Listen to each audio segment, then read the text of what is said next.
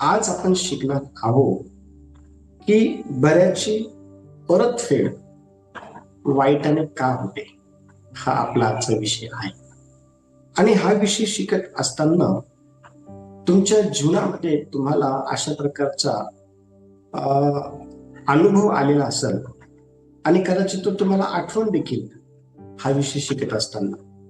आणि मग तुम्हाला हे पाहायला भेटेल की ज्यांच्या करता तुम्ही चांगलं केलेलं आहे त्यांनी तुमची जी परतफेड आहे चांगल्याची ती वाईटाने केलेली आहे आणि त्यांनी वाईटाने तुमच्या चांगलपणाची परतफेड केली असल्या कारणामुळं त्या लोकांप्रती आपलं जे हृदय आहे ते आता चांगलं करण्याविषयीचा विचार करत नाही किंवा आता त्या लोकांविषयी आपल्या मनामध्ये जे आहे पहिले जे जिव्हाळा होता, प्रेम होतं, आपुलकी होती, त्या आता राहिलेलं नाही. आणि कुठंतरी त्यांनी आपल्या चांगुलपणाची फेड ही वाईटाने केली असल्या कारणामुळं तो अनुभव आपल्या हृदयामध्ये कुठेतरी तो आपण अजून पण तसाच ठेवलेला आहे. त्याच्यामध्ये राग असू शकतो, त्याच्यामध्ये रुसवा असू शकतो, त्याच्यामध्ये कडूपणा असू शकतो, त्याच्यामध्ये क्षमा न करण्याची भावना असू शकते, त्याच्यामध्ये तो इन्सिडेंट परत आठवतो जो त्याने आपल्याबरोबर केलेला असतो. अनेक महिन्यापूर्वी असेल, दिवसापूर्वी असेल किंवा वर्षापूर्वी असेल, त्या गोष्टी लगेच आपल्याला आठवतात आणि मग त्या गोष्टींचा उजाळा झाल्यानंतर आपण त्या व्यक्तीकरता परत चांगलं करण्याचा जो काही निर्णय अगोदर घेतलेला असतो तो परत घेत नाही.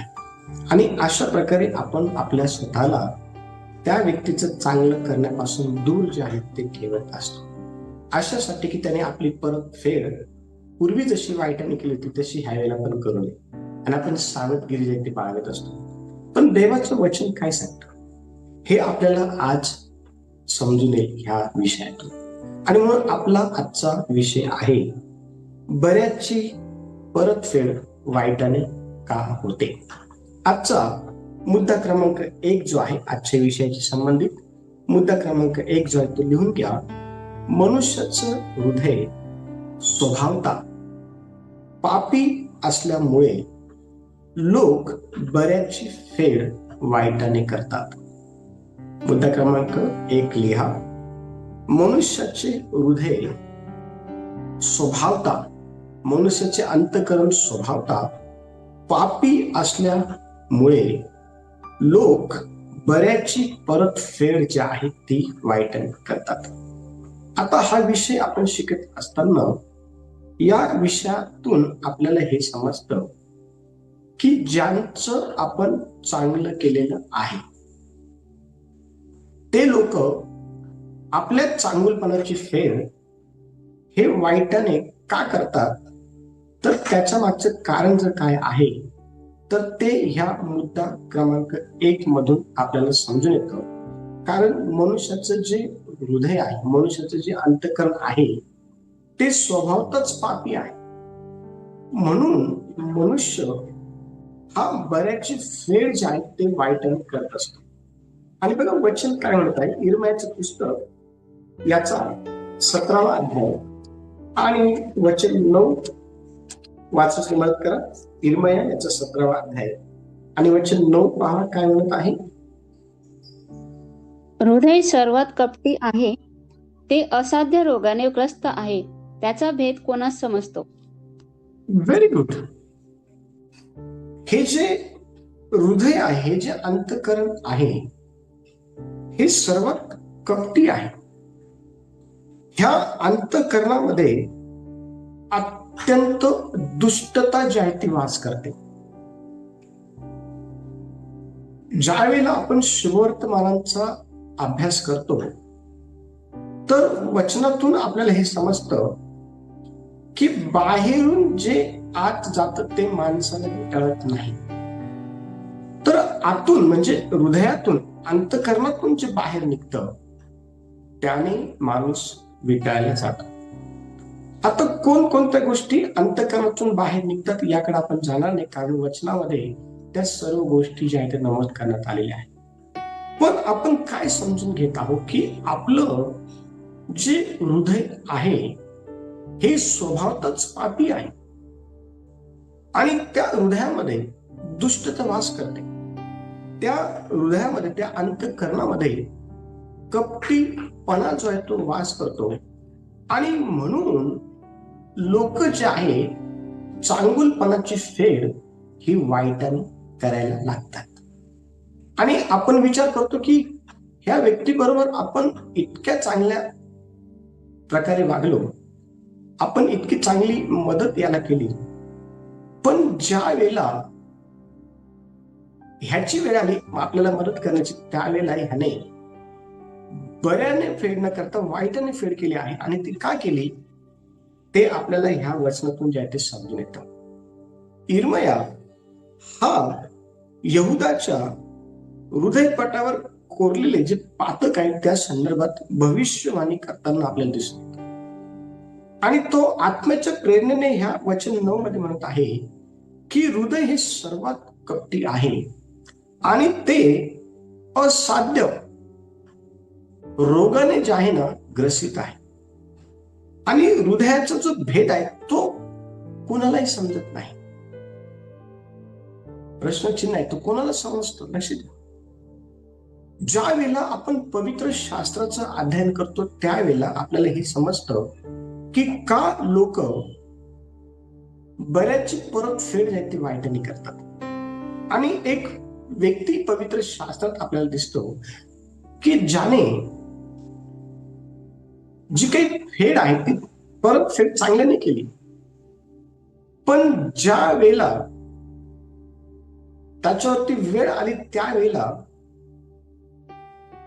त्याच्या सख्या भावांनी त्याची जी परतफेड आहे ती वाईटाने केली. आणि बघा तो व्यक्ती कोण आहे ज्याने बऱ्याने परतफेड केल्यानंतर त्याला वाईटाने जे आहे ते प्रत्युत्तर मिळालं? तो व्यक्ती आपल्याला उत्पत्तीच्या पुस्तकाच्या 37व्या अध्यायाच्या 28व्या वचनात दिसतो. बघा त्या व्यक्तीचं नाव ठिकाणी आहे 37 अध्याय आणि वचन 28 काय म्हणत आहे?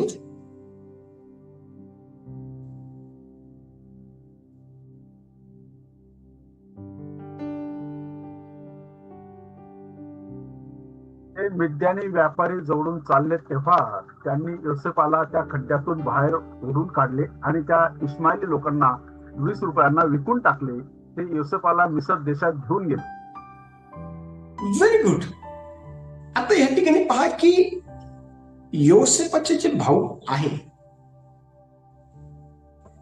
त्यांनी योसेफाच्या चांगुलपणाची जी परतफेड आहे ती वाईटाने केली. त्यांनी आपला भाऊ योसेफ याला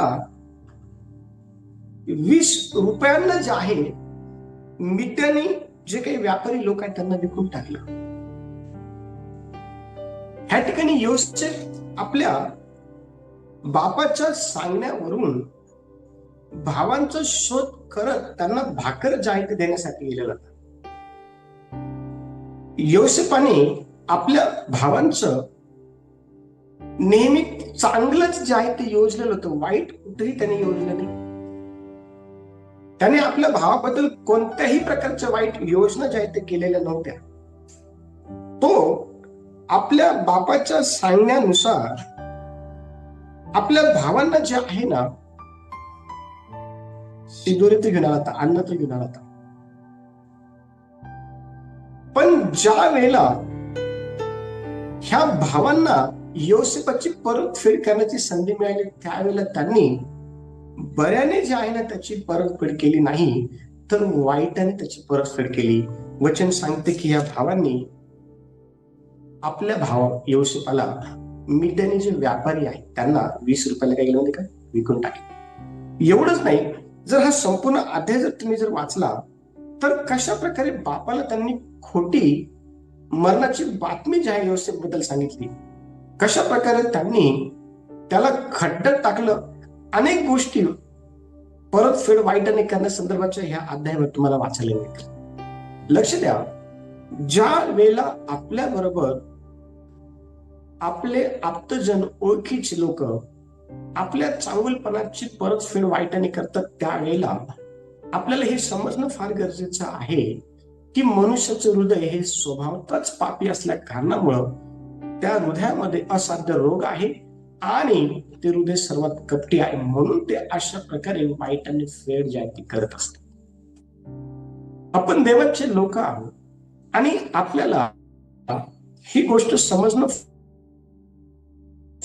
आणखीन एक व्यक्ती आपण पाहतो की ज्याने चांगलं जे आहे ते केलेलं होतं, परत फेड जी आहे ती चांगली केली होती, पण त्याच्या चांगुलपणाची परत फेड जी आहे ना ती वाईटाने करत आली, आणि ज्याने चांगुलपणाची फेड वाईटाने केली त्याचं नाव आहे शाऊल, आणि ज्याने चांगल्याने परत फेड केली त्याचं नाव आहे दावीद. लक्ष द्या, दावीदाने शाऊलाचं नेहमीच जे आहे चांगलं योजलेलं होतं, पण शाऊलाने दावीदाचं चांगलं योजलेलं नव्हतं. शाऊल हा दावीदाला वारंवार त्याच्या चांगुलपणाच्या परतफेडीमध्ये वाईट जे आहे फेड करताना अनेक ठिकाणी आपल्याला अनेक वचनातून जे आहे ते समजून दिसून येतो.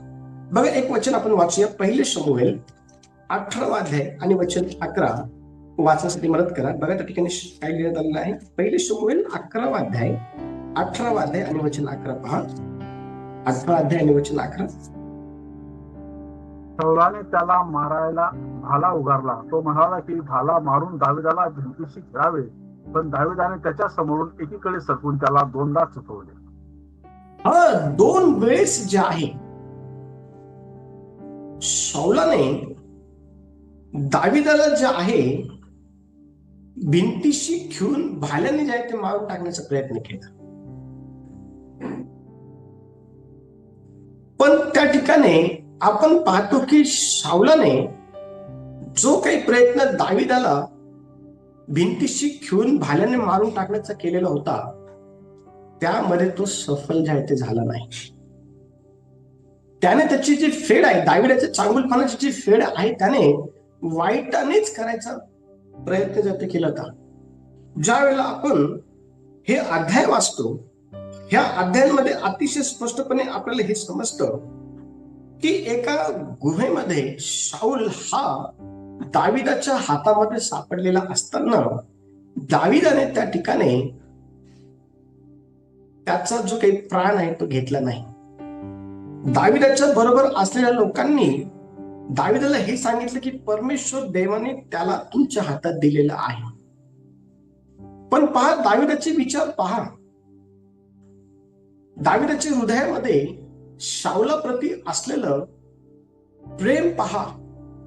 शाऊलाने दाविदाच्या चांगुलपणाची फेड ही वाईटाने केलेली असताना देखील दाविदाच्या मनामध्ये शाऊलाप्रती कुठेही वैर नाही, कुठेही द्वेष जो आहे नाहीये, कुठेही बदलाची भावना नाहीये. वचन सांगते की ज्या वेळेला शाऊल हा दाविदाच्या हातामध्ये त्या गुहेत सापडला, त्यावेळेला दाविदाने जे आहे ना त्याच्या जगाचा जो काही काट आहे तो कापला, आणि तो कापण्या अगोदर त्याचे जे विचार आहे ते पाहतो. म्हटला की परमेश्वर देवाच्या अभिषिक्तावरती मी हात कसा बोलू. जर आपण देवाची लोक आहोत तर आपल्याला हे समजणं फार गरजेचं आहे की ज्या वेळेला लोक आपल्या चांगुलपणाची फेड ही वाईटाने करतात, त्यावेळेला त्यांनी आपल्या चांगुलपणाची फेड वाईटाने केली असल्या कारणामुळे आपण देखील त्यांच्या वाईटाची फेड ही वाईटानेच करावी अशी अपेक्षा देव आपल्याकडनं करत नाही.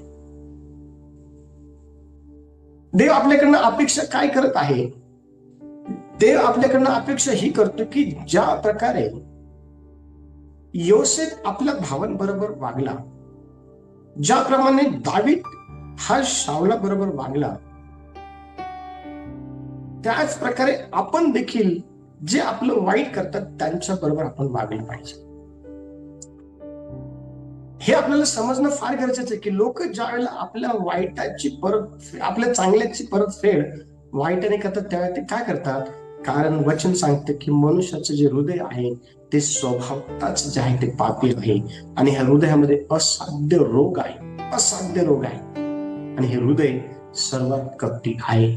म्हणून वाईटाची फेड लोक चांगल्याची फेड लोक वाईटाने करत असतात, हे आपल्याला समजणं फार गरजेचं आहे. बघा, योसेफाच्या भावांनी त्याच्या चांगुलपणाची फेड ही वाईटाने केली. शाऊलाने दाविदाच्या चांगुलपणाची फेड ही वाईटाने केली. आज देखील ह्या गोष्टी लोक करत आहेत. पण आपण देवाचे लोक या नात्याने काय केलं पाहिजे, तर आपण लोकांच्या वाईटाची फेड ही वाईटाने न करता चांगल्याने करणं गरजेचं आहे. दुसरा मुद्दा क्रमांक 2 लिहा. मुद्दा क्रमांक 2, मत्सर किंवा ईर्ष्या. मुद्दा क्रमांक 2 लिहा. मत्सर किंवा ईर्ष्या मनुष्याला चांगुलपणाचा द्वेष करून वाईट करायला प्रवृत्त करते. दोघांपैकी एकच लिहा, मत्सर किंवा ईर्ष्या. ठीक आहे, तर असं लिहा, ईर्ष्या मनुष्याला चांगुलपणाचा द्वेष करून वाईट करायला प्रवृत्त करते.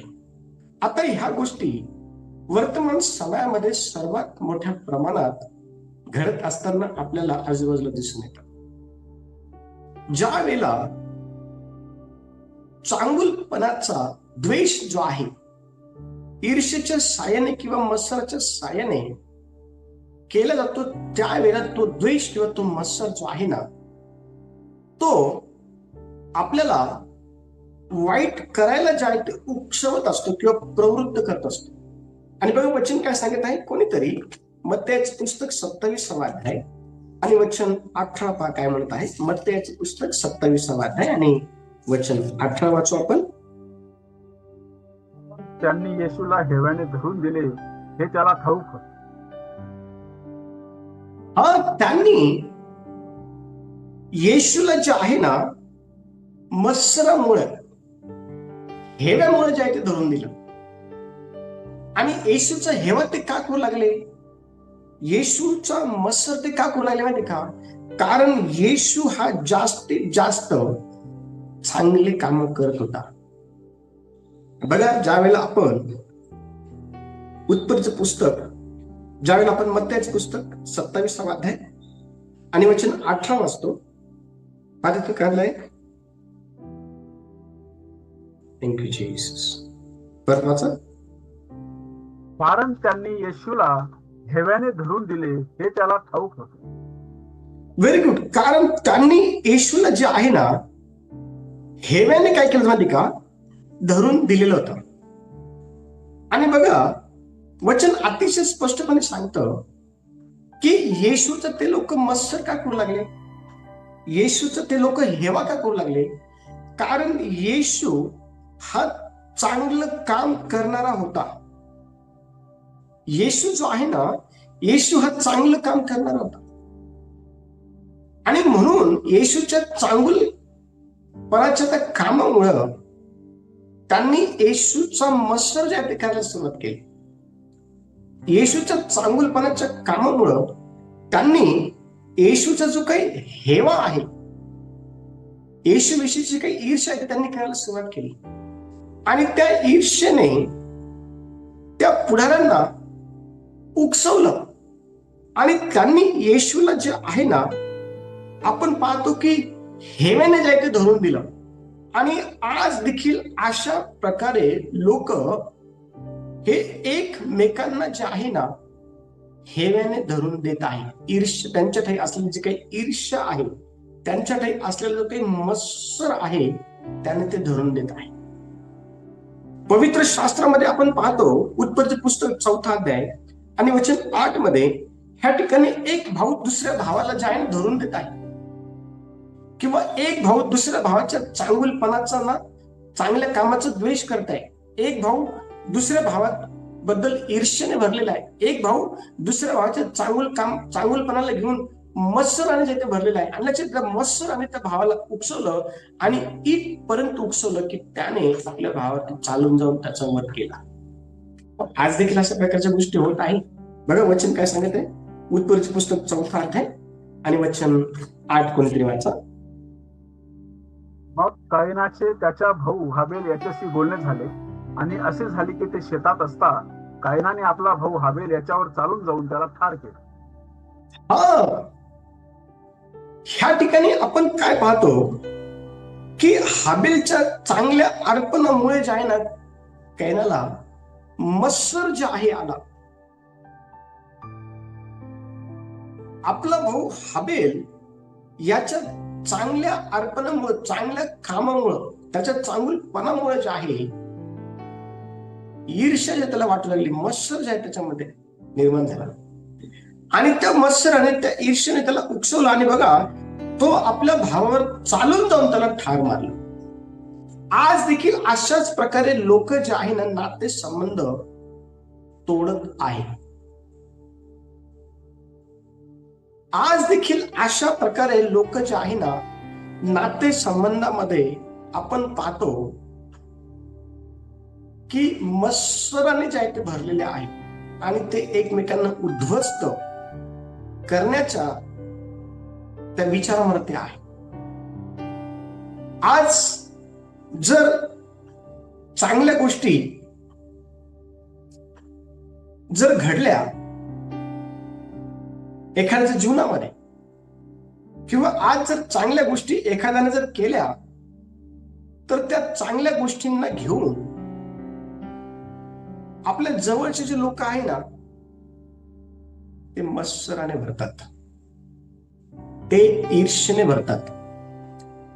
आणि त्या ईर्ष्येच्या साहाय्याने, त्या मत्सराच्या साहाय्याने जे आहे ना, ते तुमचं वाईट करण्याकरता तुमच्यावरती चालून येतात. कारण त्यांना मुळीच आवडत नाही तुमच्यामध्ये असलेल्या चांगल्या गोष्टी, तुमच्यामध्ये असलेलं चांगुलपणा त्यांना मुळीच आवडत नाही. ह्या ठिकाणी आपण पाहतो की येशूमध्ये चांगुलपणा होता. येशूने अंधांना डोळे दिले, मुक्यांना येशूने वाचा दिली, बहिरांना येशूने ऐकण्याची शक्ती दिली, लंगड्यांना येशूने चालवलं, रक्तस्रावाच्या आजाराने भरलेल्या लोकांना येशूने बरं केलं, कुष्ठरोग्यांना येशूने बरं केलं, मेलेल्यांना येशूने जिवंत केलं, भुकेल्यांना येशूने अन्न दिलं. गरज म्हणता करता येशू हा नेहमी मरीचा हात पुढे करायचा. आणि येशूच्या ठाई असलेला हा चांगुलपणा त्या काळच्या पुढाऱ्यांना ज्या तो आवडला नाही, आणि आजच्या देखील पुढाऱ्यांना आवडत नाही तुमच्यामधला चांगुलपणा. जर तुमच्यामध्ये चांगुलपणा आहे आणि ह्या चांगुलपणाच्या साहाय्याने तुम्ही जर लोकांना मदत करत आहात, लोकांचं चांगलं करत आहात, तुमच्या स्वतःच चांगलं होत आहे, तर हा चांगुलपणा त्या लोकांमध्ये मत्सर निर्माण करतो, त्या लोकांमध्ये ईर्ष्या निर्माण करतो. आणि ती ईर्ष्या आणि तो मत्सर जो आहे ना, तुम्हाला पूर्णपणे नाश करायचा प्रयत्न करतो. येशूला हेवेने त्याने धरून दिला. येशूमध्ये असलेला चांगुलपणा जो आहे ना, तो त्यांना आवडला नाही. त्यांना येशूची ईर्ष्या वाटली नाही, येशूचा मत्सर ते करू लागले, त्यांनी येशूला धरून दिला. आज देखील अशा प्रकारचे लोक आहेत, आज देखील अशा प्रकारे वर्तमान समाजामध्ये होत आहे. पण एक गोष्ट लक्षात ठेवा, देवाचं वचन अतिशय स्पष्टपणे आपल्याला हे सांगतं की परमेश्वर देव काल, आज आणि युगानुयुग एकसारखा आहे, तो कधीही बदलत नाही. योसेफाचं वाईट केलं, हो केलं. दाविदाचं वाईट केलं, हो केलं. येशूचं वाईट केलं, हो केलं. आपलं वाईट करतील, हो करतील. पण सरते शेवटी परमेश्वर देव उंच करणारा आहे. सरते शेवटी परमेश्वर देव हा उंच करणारा आहे, हे विसरू नका. सरते शेवटी परमेश्वर देव हा तुमच्या दुःखाला चौपटपटीने आशीर्वाद करणारा आहे. आपण परवाच्या दिवशी शिकलो की इयोबाच्या जीवनामध्ये त्याला अपमानाचा सामना सहन करावा लागला, द्वेषाचा सामना त्याला सहन करावा लागला, दुःखाचा सामना त्याला सहन करावा लागला. पण सरते शेवटी वचन सांगतं की परमेश्वर देवाने इयोबाला दुप्पट आशीर्वाद केला. तो देव आज पण आहे, तो देव युगानुयुग आहे, तो कधीही बदलत नाही. त्याला गौरव असतो, त्याला सन्मान असतो, त्याला महिमा असतो. लक्ष द्या, आज लोक चांगल्याची फेड वाईटाने करतात ना, का करतात हे आपल्याला समजणं गरजेचं आहे. पहिली गोष्ट आपण पाहिजे की माणसाचं हृदय हे सोबतच कसं आहे, पापी आहे, म्हणून ते बऱ्याचशी फेड वाईटाने करतात. दुसरी गोष्ट आपण पाहिली की चांगुलपणामुळं लोक जे आहे ना ईर्ष्या करतात, चांगुलपणामुळे लोक जे आहे ना मत्सर करतात. आता चांगुलपणा म्हटलं तर आपण आपला स्वतःचा विचार करा.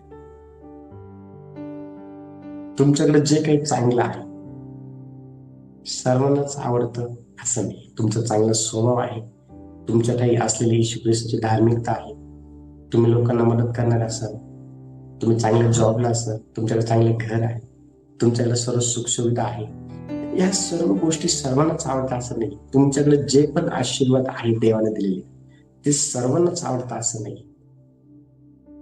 म्हणून तुमच्याकडे असलेल्या चांगल्या गोष्टींची ईर्ष्या लोक करू शकतील, मत्सर लोक करू शकतील, आणि म्हणून ते तुम्हाला जे ते त्रास द्यायचा प्रयत्न करतील. तुमच्या चांगल्याची फेड ते वाईटाने करायचा प्रयत्न करतील. पण लक्ष द्या, आपल्याला त्यांच्या वाईटाची फेड ही वाईटाने न करता चांगल्याने करायची आहे. देवा या वचनाच्या द्वारे सर्वांना आशीर्वादित कर.